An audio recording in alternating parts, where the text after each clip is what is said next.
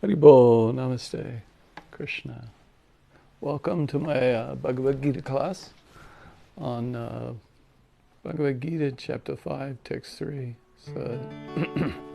So we'll just chant for a little while, 10, 15 minutes, and then we'll start the class.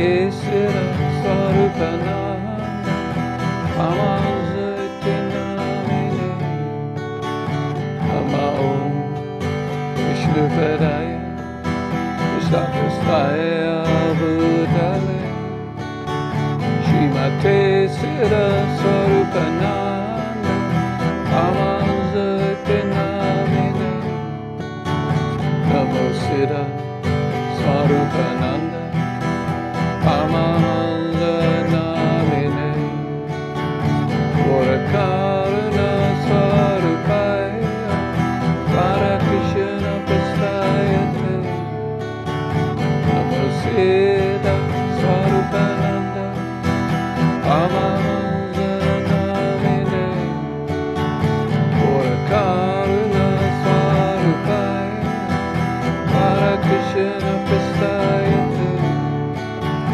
Namaste, Saraswati Deva, Gauravani Pacharine, Nirvasesha, Sunyavari, Vaskachari Satarine.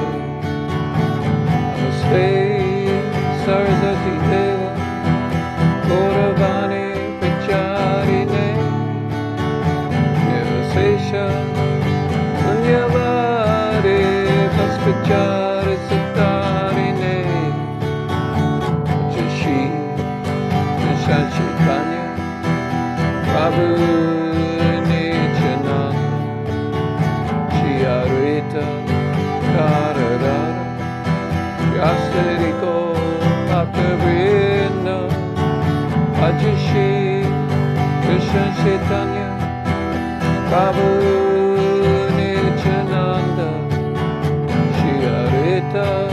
Radharara Shasariko Bhaktivinoda Jashi Krishna Chaitanya Prabhu Nityananda Shri Advaita Gadadhara Shasariko Bhaktivinoda Jashi Krishna Chaitanya Prabhu Nityananda Shri Advaita Gadadhara Shasariko Bhaktivinoda Shri Krishna Chaitanya Prabhu Nityananda Shri Advaita Gadadhara Shasariko Bhaktivinoda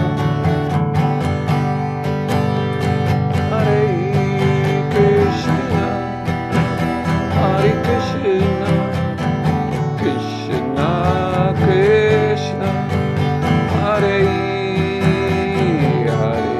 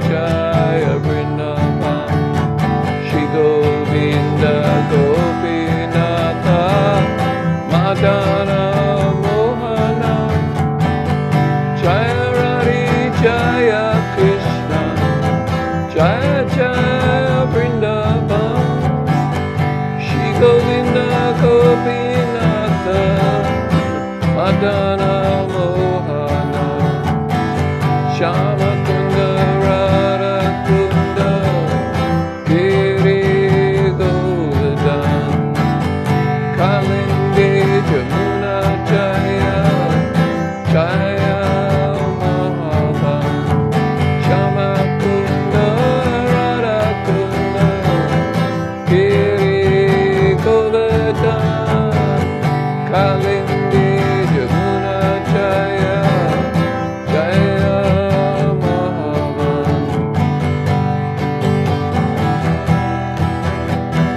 Nityananda Nityananda Gauranga Gauranga Nityananda Nityananda Gauranga Gauranga Radha Krishna Vrindavan Radha Krishna Vrindavan Radha Krishna Vrindavan Radha Krishna Vrindavan Radha Krishna Vrindavan Radha Krishna Vrindavan Radha Krishna Vrindavan Radha Krishna Vrindavan Radha Krishna Vrindavan Radha Krishna Vrindavan Nityananda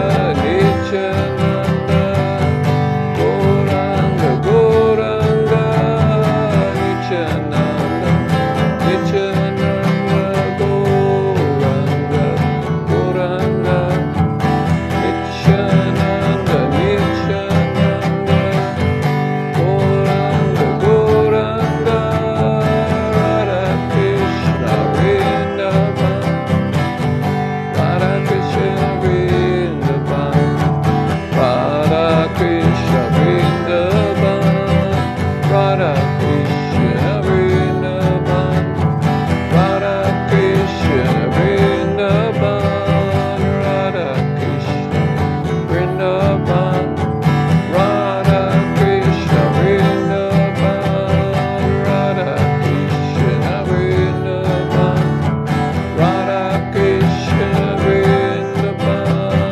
Radha Krishna Vrindavan Jaya Jaya Srila Prabhupada Jaya Jaya Gurudev Jaya Jaya Srila Prabhupada Jaya Jaya Gurudev Jaya Jaya Srila Prabhupada Jaya Jaya Gurudev Jaya Jaya Srila Prabhupada Jaya Jaya Gurudev Jaya Jaya Srila Prabhupada Jaya Jaya Gurudev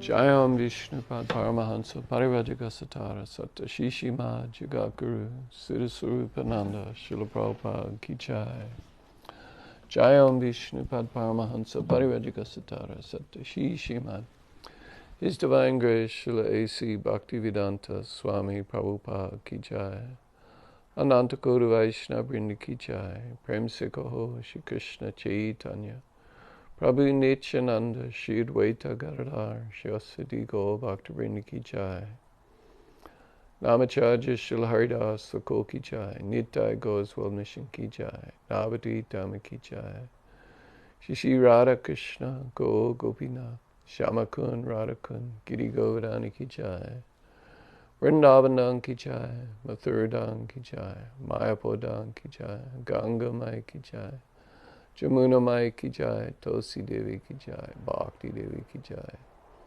Samaveda Bhakta Vrinda Ki Jai All glories to the assembled devotees, Hare Krishna. All glories to the assembled devotees, Hare Krishna. All glories to the assembled devotees, Hare Krishna. All glories to Shri Guru and Shri Gauranga, Gaura Premanandi, Hari Hari Bol. Amagina Timarandasya Gana Gana Shalakaya Chaksurun Militanyena Tajmai Shri Guruve Namaha. Shri Chaitanya Manobhistam Statpitam Yena Bhutale Swayam Rupa Kadamayam Dadati Swapadantikam Vandeham Shri Guru Shri Yuta Parakamalan Shri Gurun Vaishnavamscha Shri Rupam Sagrijatam Sahagana Raghunatham Vitam Tam Sajevam Sadvaitam Savadutam Parijana Sahitam Krishna Chaitanya Devam Shri Radha Krishna Padan Sahagana Lalita Shri Vishakan Vitamscha Hey Krishna Karuna Sindhu Dina Bandhu Jagapate Gopisha Gopika Kanta Radha Kanta Namostute Tapta Kanchana Gorangi Radhi Vrindavaneshwari Rishabhanu Sutta Devi Pranamami Hari Priye Vanchakapa Tarubhyascha Kripa Sindhu Bhaivacha Patitanam Pavenbhyo Vaishnavbhyo Namo Namaha. Shri Krishna Chaitanya Prabhu Nityananda Shri Advaita Gadadhara Shivasadi Gaur Bhaktivinoda Hare Krishna Krishna Krishna Hare Hare Hare Rama Rama Rama Hare Hare.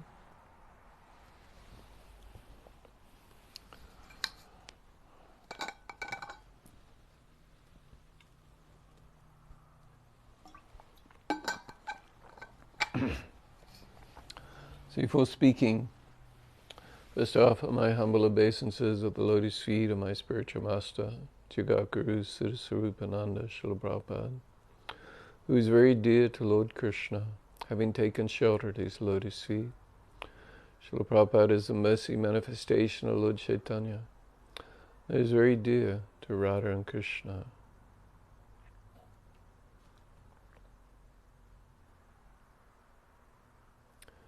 I offer my respectful obeisances to all the Vaishnava devotees of the Lord, who are like wish-fulfilling trees, able to fulfill all the desires of the fallen living entities, and are full of compassion upon them. Hi, Bala, namaste. Thank you so much for joining me for our classes on Srimad Bhagavad Gita, the beautiful song of the Supreme Lord.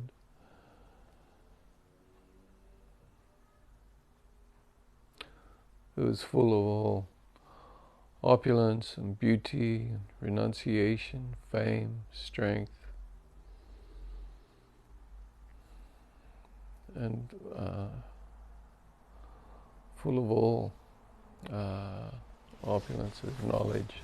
So that's the six, the six that are pointed out. Actually, I was reading Srimad Bhagavatam this morning, and those six qualities were used to describe Kapila, the incarnation of Krishna, who appeared to teach Sankhya, or proper analysis. It's like a type of jnana or knowledge, type of jnana yoga.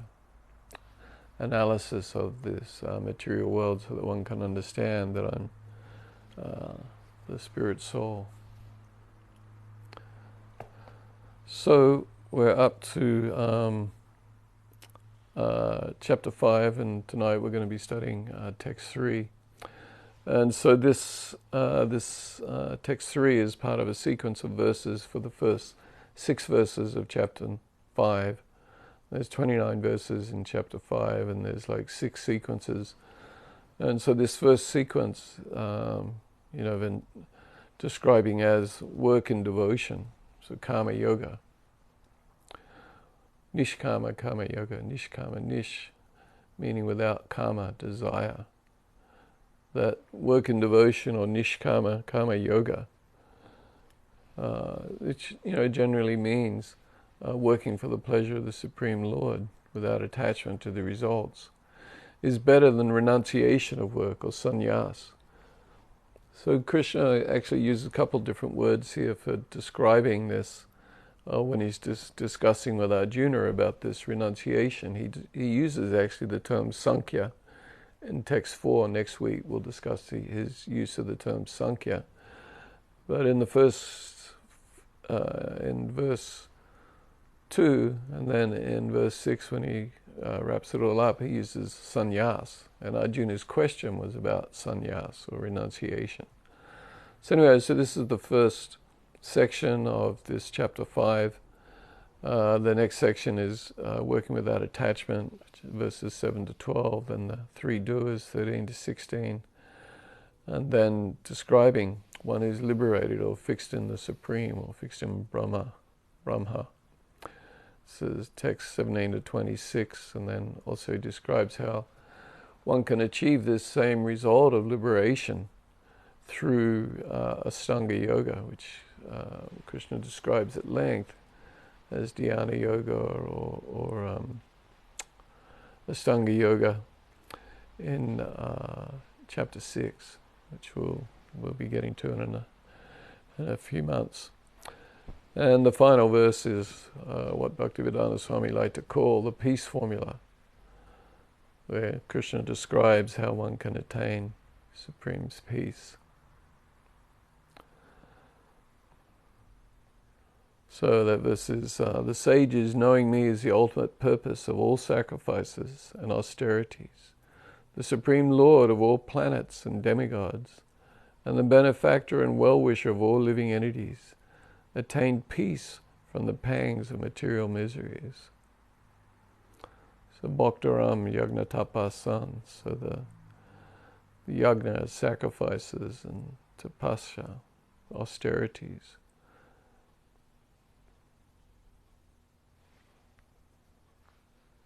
Sarvaloka Maheshwaram, so Sarvaloka, all worlds and all people, Maheshwaram, the Supreme Lord.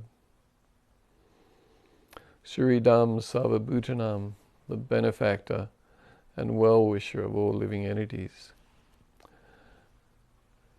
And someone who knows all that attains. Someone who knows all that attains peace. Natva mam shanti mrichade. So someone natva, knowing, mam, me, shanti, peace, mrichate, attains. So peacefulness, that's all our goals. Attain peace. Although actually attaining peace is not actually the goal of a devotee. If a devotee has to experience non-peace, well, that's okay. Whatever's required in one's service. In fact, this chapter very much, and tonight's verse is very much talking about equanimity and being equal in happiness and distress, not being disturbed by the dualities. So anyway, we'll proceed with that. Okay, so in text 1, which we started a few weeks ago, Arjuna asked Krishna, first you ask me to renounce work, and then again you recommend work with devotion. So renounce work, this was sannyas, karma, and then again you recommend work with devotion, karma yoga. Now will you kindly tell me definitely which of the two is more beneficial?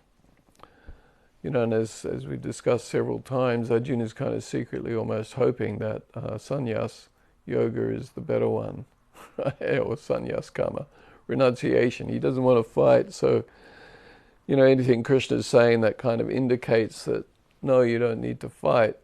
Well, Arjuna's ears are like, oh, okay, yeah, I'm very interested in that. Whereas throughout Bhagavad Gita and in these early chapters, Krishna is constantly telling Arjuna, no, you need to fight. Perform your duty. Perform your duty. Dharma, perform your duty. This is very important, very, as I've mentioned many times, very important Vedic concept, Dharma, one's duties or obligations, responsibilities, that one must perform, carry them out. The whole Mahabharata is really, in so many ways, about Dharma. I mean, the central story of the Mahabharata is about Maharaj Yudhisthira. Maharaj Yudhisthira is indeed the very son of Yamaraj or Dhammaraj. So he's constantly living his life in accordance with Dharma, his duty, doing the right thing. He's constantly always seeking to be sure that what he's doing is in accordance with Dharma. And so the whole, conflict came about in the gambling arena, where Draupadi is dragged in by the hair by Dushasana. And this is after Maharaj Yudhisthira in the gambling match has lost his brothers and lost himself. And then as the final stake, it was his wife, Draupadi, or all of the Pandavas' wife, Draupadi. And so he loses that bet, so of course through cheating. And she's dragged in by the hair. And, she asks Bhishma Dev, well, because it comes out that Maharaj Yudhisthira had already lost himself. So the question is, well, if he's lost himself, how then can he bet me, stake me? And Bhishma Dev's response, the great Mahajan, is the ways of Dharma is very subtle. One can't be sure what the right thing is in all circumstances. And of course she was super distressed by this response and upset with it. And it's said actually in some of the commentaries, Vishwanath Chakravarti Thakur and Baladevi Vibhusana, Bhagavad Gita, that it's like, well, this is why Bhishma Dev,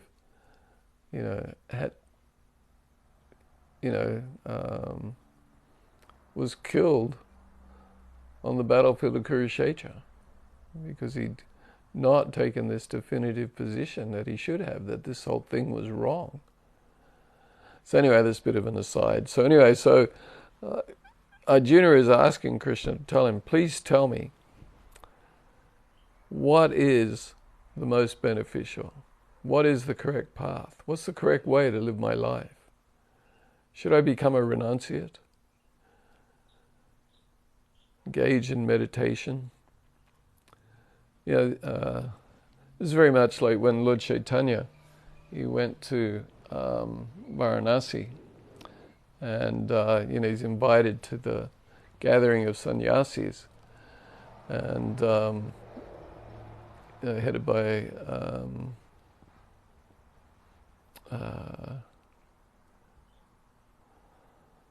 Prakasananda Saraswati, a great Mayavadi philosopher and scholar.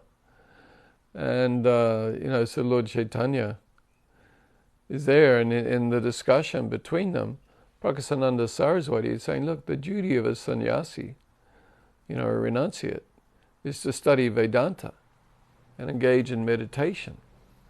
In other words, engage in no real practical action. Just meditate and study Vedanta. So jnana, essentially jnana yoga. But it's like Vedanta is like, so deep. It's like super deep, super cryptic, very difficult to understand. It's like a summary of all the Upanishads. And so one sits around speculating about what the Vedanta means. Of course, for the Vaishnavas, Lord Chaitanya's comment was that Srimad Bhagavatam is the perfect commentary on Vedanta Sutra. Srila Vyasadeva compiled the Vedas and then the Upanishads and the Puranas and the Mahabharata But then, and to summarize it all, he prepares the Vedanta, but he's dissatisfied. He's not satisfied within himself. He's dissatisfied. And he's wondering why is he dissatisfied after compiling all these unbelievable literatures. Why is he, dissatisfied? So at this point, his spiritual master, Narada Muni, appeared and asked him, well, are you happy describing karma, action, fruit of action? In the Vedas, it's all about performing karma, sakarma. So this means karma in accordance with the Vedic injunctions, but for the purpose of acquiring good wife, good sons, and elevation to the heavenly planets. So are you happy describing this? Are you happy describing impersonal realization, Brahman? So he points out you've failed to describe the glories and pastimes of Lord Krishna. So Srila Vyasadeva had begun to have this realization before Narada Muni appeared. Then Narada Muni's appearance, emphasizing and clarifying, makes it very clear for Srila Vyasadeva why he's feeling dissatisfied within himself.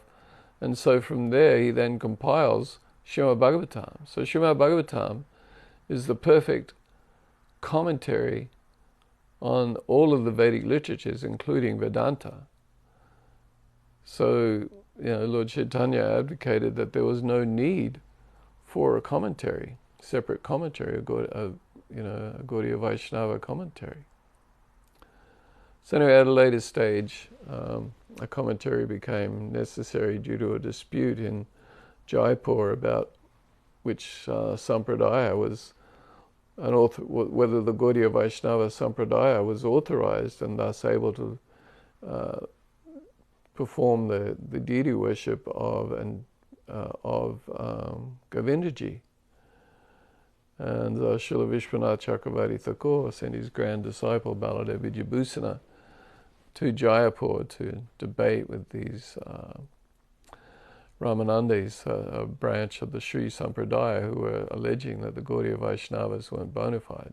So anyway, Baladev Vidyabhusana then composed a commentary on Vedanta.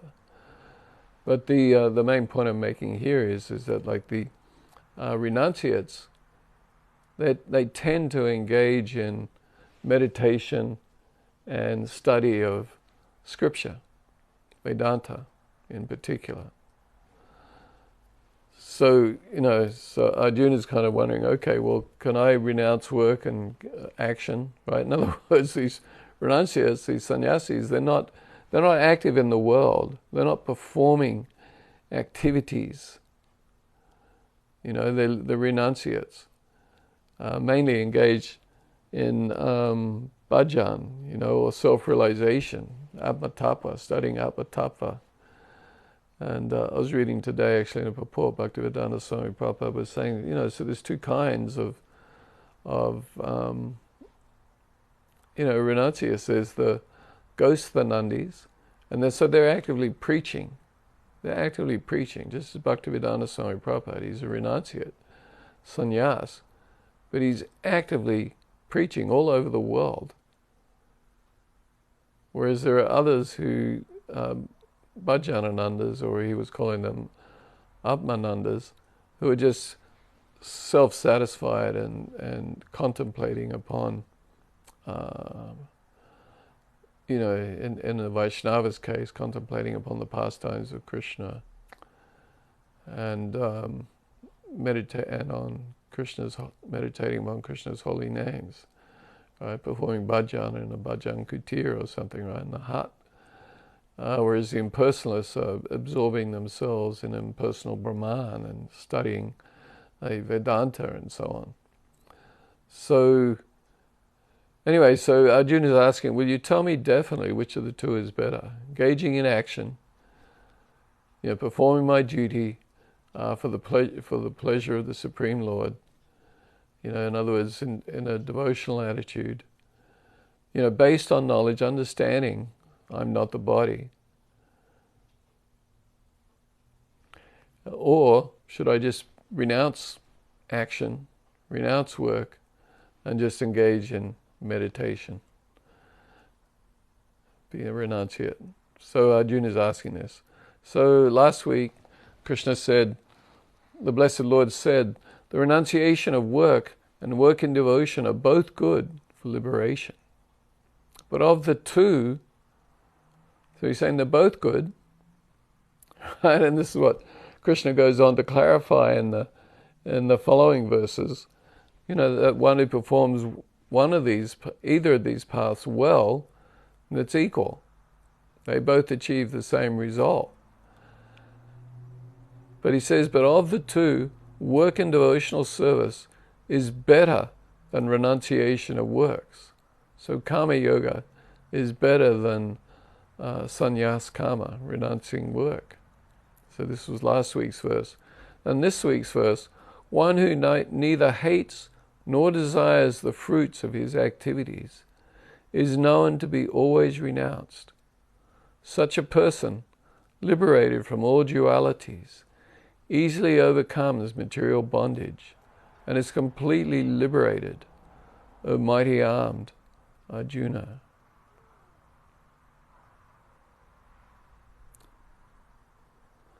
So, Naya sa nicha sannyasi yona dveshti na kankshati nirdvandvo hi mahabaho sukham bandhat pramuchate. Naya sa nicha sannyasi yona dveshti na kankshati nirdvandvo hi mahabaho sukham bandhat pramuchate. So naya should be known, or to be known. He, or the one who, that person, nicha, always, eternal, perpetual, sannyasi, renouncer, or one who throws down. So he is known as the eternal sannyasi, like always, nicha. So Lord Nityananda's appearance day is coming up. Nicha, always, or eternal. Ananda, blissfulness. So Lord Nityananda, always blissful. But here, Nitya Sannyasi, so a renouncer, one who throws, so should be known that he's an eternal sannyasi. So who is this? Ya, who, na, never, not, dvesti, abhors or hates or disdains, na, nor, not, kankshati, desires or he covets. So one who neither hates nor desires. This is the eternal sannyasi.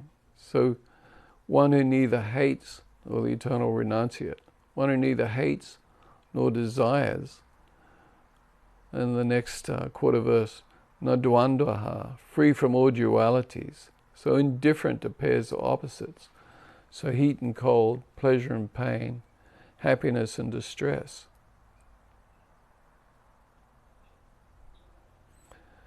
Certainly. So, the person performing karma yoga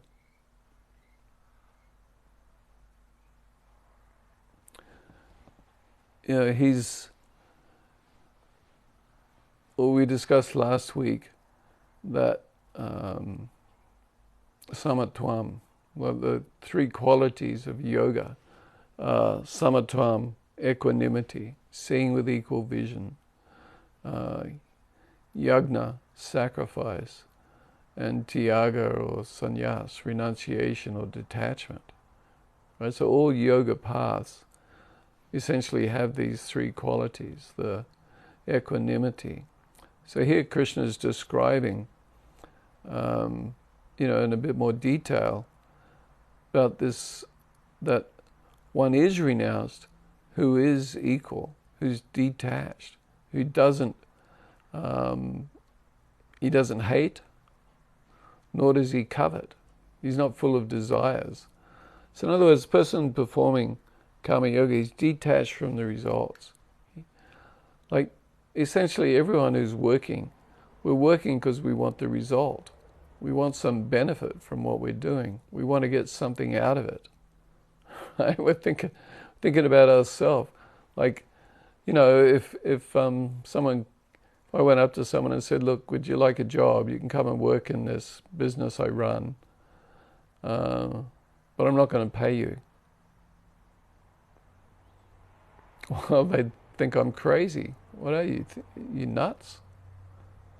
Of course I'm not going to work for nothing, right? And then, well, maybe, you know, maybe you've never had a job before, so maybe this is an opportunity for you to get some experience, you know, or the opportunity for you to break into a new field. You'll get some good contacts out of it. You'll meet people and you'll be able to sort of build a career out of it. You know, well, okay, maybe that's okay. You know, sometimes you can hire an intern, an unpaid intern, so they can get some work experience. But still they're motivated for themselves. They want some result from it. They want the result of getting experience or knowledge, networking, meeting people, getting the opportunity to take advantage of the situation. So we want some kind of fruit. That's why we're called fruitive workers. I'm only going to work for a result. I want some kind of result out of this. I want something out of it. You know, but the person performing karma yoga, nishkama, karma yoga, they don't want any. They're not attached to the fruit. They're not seeking the fruit. If they don't achieve the fruit, it's not like they're so dejected. They're so bummed. Oh, how depressing. You know, or, you know, if they achieve the result, they're not super elated. So they're equal, equanimity. You know, so this term, dwandaha, free from all dualities or indifferent to the pairs, right? So happiness and distress, heat and cold, pain and misery. You know, so they're tolerant. You know, this is one of the, Krishna describes this as titikshva in chapter 2, text 14. You know, titikshva, tolerance. I described last week, you know, how in chapter 12, in the final 6 or 7 verses where Krishna is describing the glories of devotees who are dear to him, you know, he describes several times how they're equal in happiness and distress. You know, so this is an important characteristic of a yogi, that then they're equal in heat and cold. You know, they're not bothered by it one way or the other. They just tolerate whatever the situation is. Now, of course, very mystic yogis will actually go in summer and surround themselves with fire, and in winter they'll go and, you know, get in a cold river with, you know, virtually no clothes on, right? Or they'll lie in the snow, right? This is like to try and develop this equanimity, this kind of mood of austerity that I can handle, the tolerating. So detach from happiness and distress, equal in the presence of different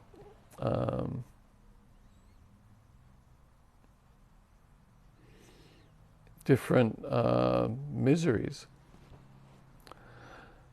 So then Krishna's calling Arjuna Mahabaho, a mighty armed one. You know, so Arjuna, you can do this. You can conquer over attachment to results. You don't need to be attached to the results. Just perform your duty. This is karma yoga. Just act in harmony with my will. Ultimately Krishna is telling Arjuna, just do what I want you to do. This is actual karma yoga. The highest level of karma yoga is devotional service, performing action for the pleasure of the Supreme Lord. But then so Arjuna is Mahabaho, mighty armed. He can do this. Arjuna, you can overcome this distress that one has. You can become free from all dualities. And then Krishna says, Sukham bandha pramuchite. The sukham, normally this is happily, but it also means easily. Bandha, from bondage. Pramuchite, completely liberated, or he's liberated, he's released. So one who neither hates nor desires the fruits of his activities, is known to be always renounced.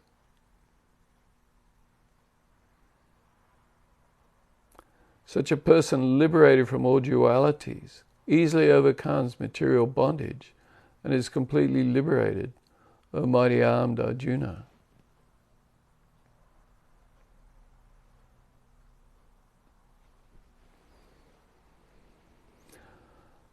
So Krishna is describing here that karma yoga is superior. So I was talking about, Bhagavananda Saraswati and the sannyasis, or in Benares, Varanasi. But they have no positive engagement. The Bhagavananda Saraswati is telling Lord Chaitanya, hey, you're just a sentimentalist. You're just chanting and dancing. What are you doing? This is like, what are you doing, Lord Chaitanya? Lord Chaitanya's spreading the Sankirtan movement, engaged in chanting and dancing. And Bhagavananda Saraswati is saying, well, no, you should be engaged in meditation and study of Vedanta. This is the duty of a sannyasi. So, so a person can renounce action, but if they don't have any positive engagement in serving Krishna, then they'll just, it's just like dry. It's so dry. It's dry philosophy. Like I'm saying, Vedanta is very difficult to understand. And studying the Sarirakya commentary by by Sankaracharya, it's like, it's very dry. Talking about Brahman, and different aspects of philosophy. So it's very dry. And so, Bhaktivedanta Swami Prabhupada often commented, how a Mayavadi will often come down from this platform of Brahman and start engaging in charitable works, opening hospitals and so on. It's because the nature of the soul is to be active, to be sitting around engaging in meditation and study of Vedanta all day. It's like, it's just not possible. It's just too dry. The nature of the soul is to be active.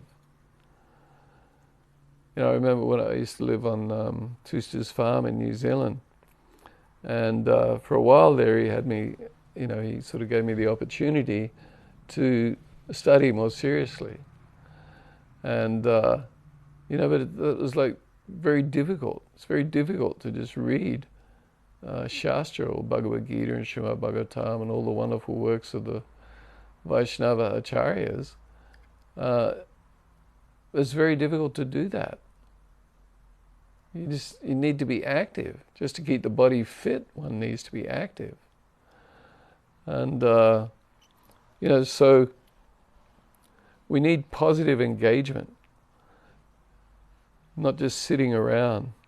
In fact, Tusta used to say, that an idle mind is like the devil's workshop. If you're not actively engaging your mind in positive activity, then you're going to be engaging the mind in negative thoughts, which Krishna raised in chapter 3, where he's telling Arjuna, that, everyone, you can't even maintain the body without work.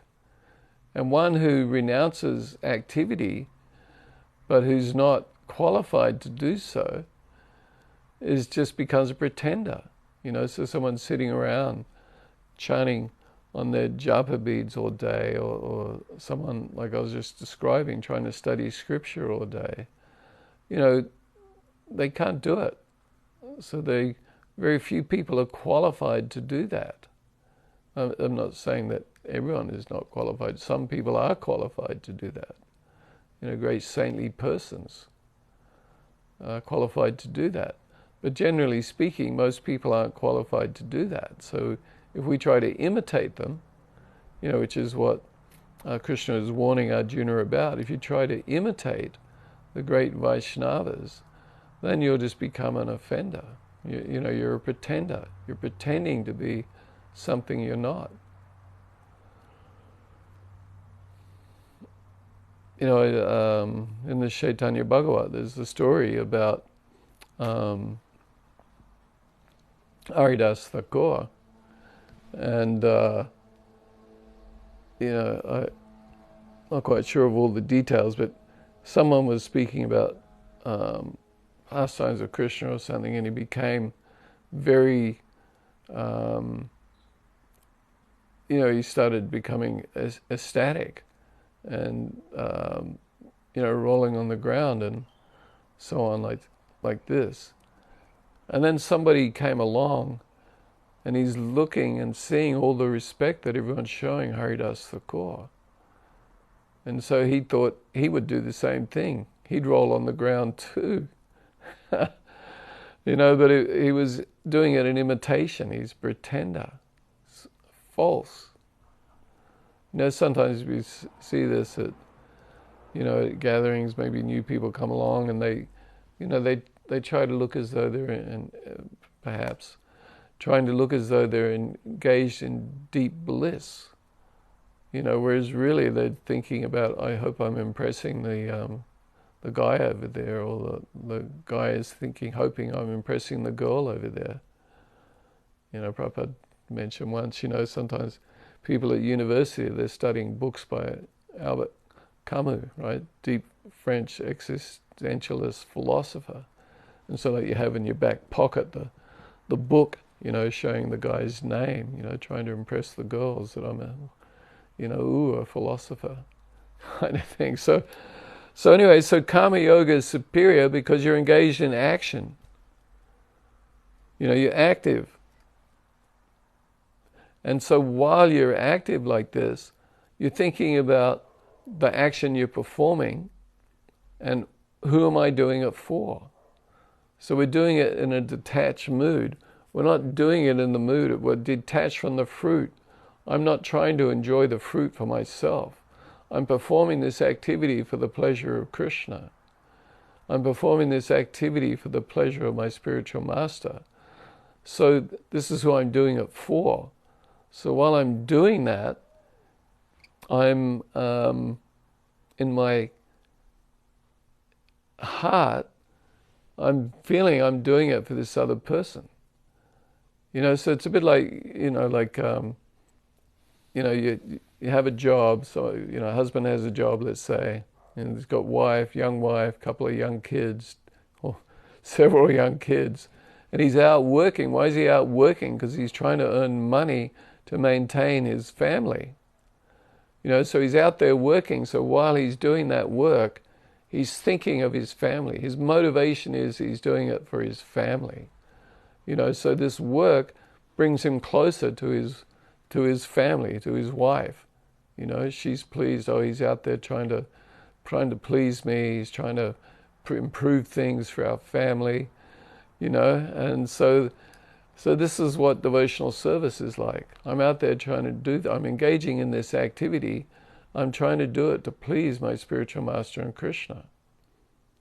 So while I'm doing whatever I'm doing, I'm working in business, or I'm out doing outreach. Of course, if one is doing outreach, it's easier because you're talking to people about Krishna. So then it's sort of easier to absorb your mind in Krishna. But maybe you're doing business, running a business. Maybe you're an accountant, but doing bookkeeping for someone or preparing sets of financial statements for someone. Maybe you're a salesperson, you're selling people stuff like cars or whatever it is you're doing, engaging in some kind of activity that may ostensibly have no direct connection with Krishna. Right? But because you're engaged in this activity to please your spiritual master and Krishna, then you're protected. So this karma yoga provides this protection. Whereas this renunciation of action can be false and therefore dangerous. It's not providing protection. So this is the benefit of karma yoga. We're thinking of our service and who we're doing it for. So in this verse, Krishna is describing liberation. So this liberation, freedom from anxiety. Vaikuntha means being free from anxiety.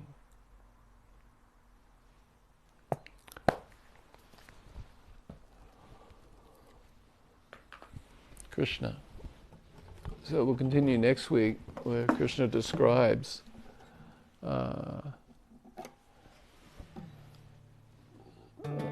the alternative of engaging in renunciation.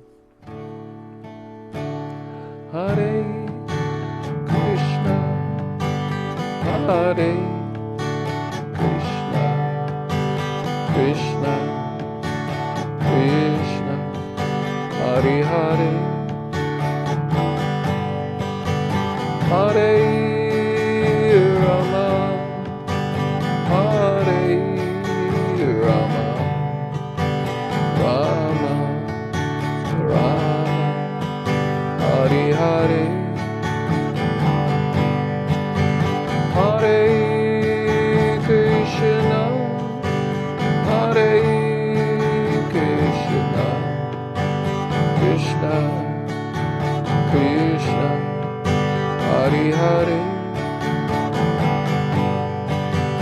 Hare Rama, Hare Rama, Rama Rama, Hare Hare,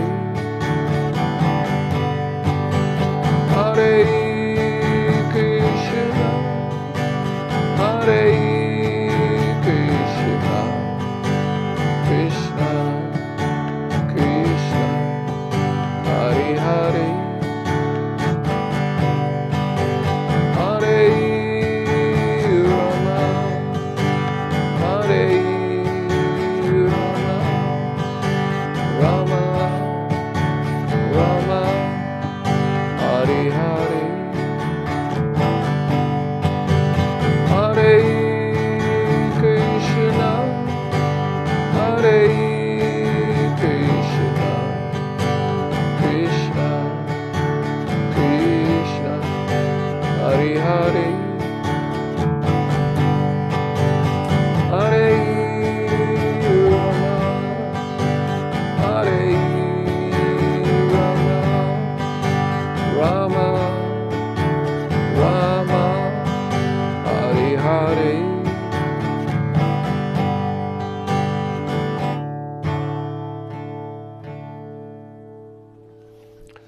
Haribo, Namaste, Krishna.